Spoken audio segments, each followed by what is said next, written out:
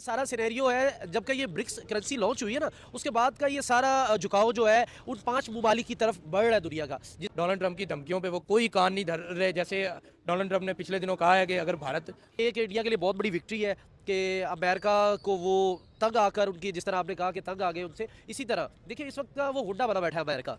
जिसको दिल चाहता है उठा लेता है, जिसको दिल चाहे वो कहता है। देखिए डील्स देख लें आप, जर्मनी की बात करते हैं, रशिया के साथ कितनी डील्स कर चुका है भारत। उसके बाद बाकी कंट्रीज़ के साथ, इवन दो भारत का सबसे बड़ा दुश्मन देखा जाए तो वो चाइना है, लेकिन भारत आजकल चाइना के साथ भी बातचीत कर रहा है, कहीं डील्स करने की कोशिश कर रहा है। प्राइम मिनिस्टर हो या प्रेसिडेंट हो, जब लॉन्ग इतना चलता है ना जी, तीसरा ट्रेवर है मोदी का, तो यही होता है। जब मोदी साहब 3 दफ़ा प्राइम मिनिस्टर रह चुके हैं तो इस तरह के फैसले आपको देखना पड़ेंगे। ये उसके बरक्स भारत और अमेरिका में जो तनाव चल रहा है ना, उसकी बेसिक वजह ये है कि भारत उसकी एक भी नहीं चलने दे रहा। आपको ये भी बात बता दूं, जर्मनी और हिंदुस्तान का सिर्फ कुछ पॉइंट का फर्क है। नॉट, आप नंबर्स की बात नहीं कर रहे, मैं जस्ट पॉइंट का फर्क कर रहा हूँ। आप भारत की तरक्की को देखेंगे, उनकी तरक्की की वजह ये है कि उन्होंने अमेरिका को एब्सोल्युटली नॉट कह दिया। इसमें आप ब्राजील को भी शामिल कर रहे हैं, जिसमें आप इंडिया को, चाइना को, साउथ एशिया को, यानी कि ये लोग शामिल हो रहे हैं। सबसे पहले तो मैं अपने तमाम इंडियन भाइयों को अपनी चैनल पर खुशामदीद कहता हूं एक और न्यू रिएक्शन वीडियो में। बहुत बहुत मुबारक हो इंडियन दोस्तों, क्योंकि नरेंद्र मोदी साहब ने एक कदम नहीं बल्कि 10 कदम आगे बढ़ते हुए कहा है अमेरिका को कि जनाब, आपके बिना भी हिंदुस्तान चल सकता है, और आपके बिना भी एशिया चल सकता है, और आपके बिना भी वर्ल्ड चल सकता है, यानी कि दुनिया चल सकता है। क्योंकि अब जो है वो हिंदुस्तान के हालात, हिंदुस्तान की बेहतरी, हिंदुस्तान की जो है वो डील्स जर्मनी के साथ होने जा रहे हैं। और जर्मनी कोई छोटा मोटा कंट्री नहीं है, $8 बिलियन की जो है वो डील होने वाली है। जर्मनी का प्राइम मिनिस्टर वो हिंदुस्तान आएगा, हिंदुस्तान का दौरा करेगा, और यहाँ पे एक बड़ी डील होगी। और ये डील इतनी बड़ी होगी कि अमेरिका सिर्फ नहीं, ये ट्रंप, एक घटिया तरीन इंसान के जो वो कह सकते हैं कि आंखें फटी की फटी रह जाएगी। ये कहता था ना कि भाई साहब, मेरे सिवा कोई कुछ भी नहीं कर सकता, दुनिया में मैं ही हूँ एक पावरफुल इंसान, जो मैं फैसला करूंगा वही होगा। सबसे पहले पाकिस्तानियों का रिएक्शन देखिए इंडियन दोस्तों, उसके बाद आते हैं। आज हम बात करेंगे जर्मनी की भारत के साथ डील की। $8 बिलियन की डील की जा रही है जर्मनी की भारत के साथ। कहा जा रहा है कि यूरोप और जर्मनी अब अमेरिका से थक गए हैं और वो किसी भरोसेमंद पार्टनर की तलाश में है, इसलिए वो अब इंडिया की तरफ देख रहे हैं। इस बारे में आवाम क्या कहती है, आइए उनसे जानते हैं। इंडिया है डील्स पे डील्स कर रहा है। अब रिसेंट डील जर्मनी के साथ है $8 अरब की। सबमरीन बना रहे हैं ये लोग 6। तो क्या कहेंगे इसके बारे में कि क्या इंडिया की स्ट्रेटेजी, फॉरेन पॉलिसी की सही सीमत में जा रही है, जबकि पाकिस्तान जो है अभी तक वहीं पे खड़ा है। हालांकि अमेरिका का फेवरेट देखा जाए एक तरीके से तो अमेरिका का फेवरेट है। तो क्या कहेंगे, कहाँ जा रही हैं दोनों मुल्कों की इकॉनमी? देखें, पाकिस्तान अमेरिका का फेवरेट नहीं है। पाकिस्तान अमेरिका का फेवरेट वही होता है जो उनकी बात मान लेता है। पाकिस्तान आजकल जो वो कह रहा है, डोनाल्ड ट्रंप जैसे वो कह रहा है उसी तरह से कर रहा है। यही वजह है कि पाकिस्तान उनका फेवरेट बना हुआ है। उसके बरक्स भारत और अमेरिका में जो तनाव चल रहा है ना, उसकी बेसिक वजह ये है कि भारत उसकी एक भी नहीं चलने दे रहा, कहीं पे भी उसकी कोई भी बात नहीं सुन रहा। भारत अपने फैसले कर रहा है, अपनी इकॉनमी को बेहतर कर रहा है, अपनी फॉरेन पॉलिसी को लेकर चल रहा है। डील्स देख लें आप, जर्मनी की बात करते हैं, रशिया के साथ कितनी डील्स कर चुका है भारत। उसके बाद बाकी कंट्रीज़ के साथ, इवन दो भारत का सबसे बड़ा दुश्मन देखा जाए तो वो चाइना है, लेकिन भारत आजकल चाइना के साथ भी बातचीत कर रहा है, कहीं डील्स करने की कोशिश कर रहा है। आप भारत की तरक्की को देखेंगे, उनकी तरक्की की वजह ये है कि उन्होंने अमेरिका को एब्सोल्युटली नॉट कह दिया। डोनाल्ड ट्रंप की धमकियों पे वो कोई कान नहीं धर रहे। जैसे डोनाल्ड ट्रंप ने पिछले दिनों कहा है कि अगर भारत हमारी बात नहीं मानेगा तो हम भी उनका वही हाल करेंगे जो पाकिस्तान ने उनका हाल किया था। तो भाई ये बात धमकियों तक ही है, ठीक है। वो एक एटॉमिक पावर है भारत, वो आपकी इस तरह की बातों को लेकर नहीं चल रहा। वो देख रहा है और सिर्फ अपनी कामयाबी को देख रहा है। चाहे वो कोई भी डील हो, जर्मनी के साथ हो, रशिया के साथ हो, या और किसी भी फॉरेन पॉलिसी पे फॉरेन कंट्रीज़ के साथ डील हो, he is the best now, ठीक है। आप अगर किसी भी चीज़ को लेकर चलेंगे ना तो भारत का मुकाबला नहीं है। आप उनकी स्पोर्ट्स को देख लें, इकॉनमी को देख लें, उनके हॉस्पिटल्स को देख लें, ठीक है, उनका जो है फॉरेन पॉलिसी का सिस्टम देख लें। ये सारी कोई ऐसी चीज़ मुझे निकाल के दे दे जिसमें भारत पीछे जा रहा हो। उसकी वजह यह है कि उनके जो इंडिपेंडेंट फैसले हैं, इंडिपेंडेंट लोग हैं, वही है। आप उनकी स्पोर्ट्स सबसे हाई क्वालिटी की जा रही है, इसी तरह से उनकी इंपोर्ट सबसे अच्छी जा रही है, उनकी एक्सपोर्ट सबसे अच्छी जा रही है। बेसिक वजह उसके पीछे ये है कि डर खत्म हो गया उनके पास, ठीक है। उन्होंने कहा जी हम अपने फैसले खुद करेंगे, हम एक आज़ाद रियासत है, हम अपना बिजनेस खुद करेंगे, अपने डिसीजंस खुद लेंगे। चाहे अमेरिका में हमारे सामने खड़ा है, चाहे दुनिया की कोई भी पावर खड़ी है, हमारे लिए कोई मैटर नहीं करता, कोई मायने नहीं रखती। हमारी तरफ से एब्सोल्युटली नॉट है हर कंट्री को जो हमारी तरक्की की राह में आएगा। ठीक है, आपको लगता है कि अब अमेरिका अकेला रह जाएगा अपनी इन हरकतों की वजह से? अमेरिका पहले ही अकेला है। अमेरिका के साथ कुछ ममालिक जो मिले हुए हैं ना, जो आए हुए हैं, वो अमेरिका से खौफजदा है। जिसकी वजह से वो अमेरिका को ना नहीं करते, वो अमेरिका की बात हाँ मिलाते जाते हैं। उनकी सारी पॉलिसीज़, उनके टैरिफ, जो भी वो पाबंदियाँ लगाते हैं। देखें, ईरान के साथ अमेरिका की बन नहीं रही। उसके बाद पाकिस्तान एक ऐसा कंट्री है जिसमें किसी भी वक्त बदलाव आ सकता है, क्योंकि कुछ ऐसे सियासतदान हैं पाकिस्तान के जो अमेरिका के खिलाफ है। किसी भी वक्त पाकिस्तान भी एब्सोल्युटली नॉट उन्हें कह सकता है। इसके बाद फॉरेन में आप जाएँ तो वो सारे इंडिपेंडेंट है। चाइना तो एक तरह से भारत के जाने के बाद अमेरिका तनहा हो गया है। लेकिन बेसिकली ये है कि कुछ कंट्रीज़ का डर है, कुछ ममालिक उसको डर है, तो उसकी वजह से अमेरिका थोड़ा डोमिनेट कर रहा है। लेकिन आने वाले वक्त में आप अमेरिका को तनहा देखेंगे, और उसकी वजह यह है कि डोनाल्ड ट्रंप के यू टर्न, उनका फ्रेम ऑफ माइंड, आप उससे नॉर्मल कह ही नहीं सकते। अगर आप कहेंगे ना कि एक पागल के हाथ एक बहुत बड़ी स्टेट दे दी गई है, तो ये बिल्कुल भी गलत नहीं होगा, क्योंकि उसकी हरकतें, उसकी बातें सारी एक ही तरह की है। ठीक है सर, आपको क्या लगता है कि जर्मनी हो गया, चाइना हो गया, चाइना हालांकि इंडिया से नाराज भी रहा है एक अरसे तक, अब वो इंडिया के साथ डील करे, लेकिन उस तरह की जो डील्स है वो पाकिस्तान के साथ नहीं हो पा रही। पाकिस्तान में कोई ऐसा बंदा है ही नहीं जो इंडिपेंडेंट फैसले कर सके। ना तो हमारी फॉरेन पॉलिसी इंडिपेंडेंट है, ना हमारा पीएम इंडिपेंडेंट है, ना हमारी कोई सीएम इंडिपेंडेंट है, ना हमारे चीफ ऑफ आर्मी साहब इंडिपेंडेंट। आप देखें, 3 महीनों के अंदर को 13 चक्कर लगते हैं हमारे अमेरिका में। क्या हम पेपर लेने जाते हैं कि हमने करना क्या है, क्या नहीं करना, क्या करने के लिए हम जाते हैं? एक गरीब मुल्क जब अमेरिका की तरफ जाता है, तो आप बताएं आने जाने पे कितने अखराजात हो जाते हैं। वो किसी जगह पे लगाएं, आप इंडिपेंडेंट होकर चलें, रशिया के साथ डील्स करें। आपका एक पीएम रशिया की तरफ गया था और वापस आया तो उसकी हुकूमत ही बदली हुई थी, ठीक है। आप बाद में कहते हैं कि पाकिस्तान ऊपर क्यों नहीं जा रहा, किस तरह जाएगा। जर्मनी इसके लिए इंडिया की तरफ देख रहा है और ये लोग एक डील करने लगे हैं, $8 बिलियन की डील है, और नेवी में डील करने लगे हैं, सबमेरीन प्रोजेक्ट स्टार्ट करने लगे हैं। तो इस हवाले से आवाम की राय लेते हैं, वो क्या कहेंगे। अस्सलाम वालेकुम। वालेकुम अस्सलाम। क्या नाम है? तनवीर। सर क्या कहेंगे? देखिए, जो सिनेरियो बना बैठा है इस वक्त हिंदुस्तान का, और एरा जिस तरह उन्होंने अपने आप को स्ट्रॉन्ग किया है वर्ल्ड पे, तो जर्मनी का इंडिया की तरफ आना मेरा नहीं ख्याल कि कोई लेटेस्ट न्यूज़ है या कुछ इस तरह की न्यूज़ बनेगी। और भी आप कंट्रीज़ देखें, ये सारा सिनेरियो है जब का ये ब्रिक्स करेंसी लॉन्च हुई है ना, उसके बाद का ये सारा झुकाव जो है उन 5 ममालिक की तरफ बढ़ रहा है दुनिया का, जिसमें आप ब्राज़ील को भी शामिल कर रहे हैं, जिसमें आप इंडिया को, चाइना को, साउथ एशिया को, यानी कि ये लोग शामिल हो रहे हैं। तो ये ब्रिक्स के मेंबर के पास अगर कोई भी मुल्क जाता है तो ये कोई बड़ी खबर नहीं है। बट ये कि इंडिया के लिए बहुत बड़ी विक्ट्री है कि अमेरिका को वो तंग आकर, उनकी जिस तरह आपने कहा कि तंग आ गए उनसे, इसी तरह देखिए इस वक्त का वो हुड्डा बना बैठा है अमेरिका। जिसको दिल चाहता है उठा लेता है, जिसको दिल चाहे वो कहता है। देखिए वेनेजुएला के सदर के साथ उन्होंने क्या किया, वहीं से उठा लिया गया, बेचारे का कुछ भी नहीं, अपनी अदालतों में लेके चले गए, वहीं पर सब कुछ कर रहे।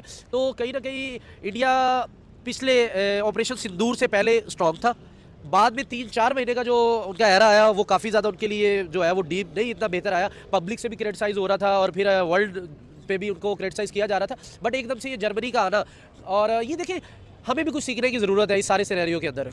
एक मुल्क का जब प्राइम मिनिस्टर हो या प्रेसिडेंट हो, जब लॉन्ग इतना चलता है ना जी, तीसरा टेन्योर है मोदी का, तो यही होता है। जब मोदी साहब 3 दफ़ा प्राइम मिनिस्टर रह चुके हैं तो इस तरह के फैसले आपको देखना पड़ेंगे। ये बड़ी छोटी सी रकम है, ये 8 बिलियन ट्रिलियन की कुछ भी नहीं है, इससे बड़े बड़े वायदे उन्होंने किए। और सबमरीन का वायदा देखिए, सबमरीन का वायदा क्यों किया गया? मैन्युफैक्चरिंग, जब आपका हब अपना बना लेंगे मैन्युफैक्चरिंग का। और आपको ये भी बात बता दूं, जर्मनी और हिंदुस्तान का सिर्फ कुछ पॉइंट का फ़र्क है, नॉट, आप नंबर्स की बात नहीं कर रहे, मैं जस्ट पॉइंट का फ़र्क कर रहा हूँ। यानी कि समथिंग कुछ 30 से 40 पॉइंटों का फ़र्क है, पॉइंट वर्सेस पॉइंट का फ़र्क है। यानी कि आप ये समझिए कि अगर जर्मन थोड़ा सा भी हिलता है तो इंडिया उसी वक्त जंप करके तीसरे इकोनॉमी में तीसरे पे आ जाएगा। फर्स्ट के ऊपर आप देख ले कि आई थिंक कोई 30.40 अमेरिका है, उसके बाद आप 90 पॉइंट समथिंग कुछ है चाइना है, उसके बाद रशिया आ जाता है, 30 पॉइंट समथिंग कुछ आ जाता है, उसके बाद आ जाता है जर्मनी, और उसके बाद आ जाता है हिंदुस्तान। यानी कि आप इस वक्त अगर नंबर 4 पे आप हिंदुस्तान को देख रहे हैं और 3 पे जर्मनी को देख रहे हैं, तो एक आधी कुछ इस तरह की ट्रिलियन की डील्स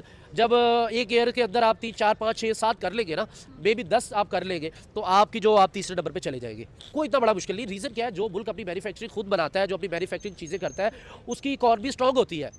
जब तक आप रिलाई करें, हम जैसे ये माइक है हमारे मुल्क में नहीं बन रहा, हम बाहर से इंपोर्ट करें, इंपोर्ट को खत्म करना पड़ेगा, एक्सपोर्ट को बढ़ाना पड़ेगा। इंडिया ने भाई कोई जादू की छड़ी नहीं लेके आया नरेंद्र मोदी कि जादू की छड़ी मारी उसने और उसने इंडिया को बड़ा स्ट्रांगली 12वें 13वें नंबर की इकॉनमी को उठा के वो 4थे 5वें में ले आया। भाई उसने एक्सपोर्ट को बढ़ाया। आप देखिए तो सही उनकी कितनी चीज़ें, उन्होंने आईफोन तक बना दिए, मैन्युफैक्चरिंग उन्होंने कर दी है। तो आप ये सोचें कि जब मैन्युफैक्चरिंग होती है, जब आप अपने मुल्क के अंदर एक्सपोर्ट को बढ़ाते हैं, इंपोर्ट को कम करते हैं, तो तभी मुल्क तरक्की करता है। और इंडिया की तरफ जाना उनके लिए बहुत आसान था, क्योंकि जब देखें आप जिस तरह उन्होंने अभी 2 दिन पहले ही डोनाल्ड ट्रंप ने कहा कि भाई मैं चीफ ऑफ कमांडर हूँ, आपको उर्दू में बता रहा हूँ ताकि हिंदुस्तानी आवाम को, पाकिस्तानी आवाम को समझने में कोशिश है। वो ये कह रहा है कि मैं चीफ हूँ वर्ल्ड का, मैं जहाँ चाहूँ जो फैसला करना चाहूँ, मुझे दुनिया की कोई ताकत नहीं रोक सकती। हाँ, अगर कोई मुझे कुछ रोक सकती है तो मेरी अखलाकियात रोक सकती है, या फिर मुझे अपना दिमाग रोक सकता है। यानी कि वो ये कह रहा है कि मैं आउट ऑफ कंट्रोल हूँ, यानी कि वो पागल सा शख्स है।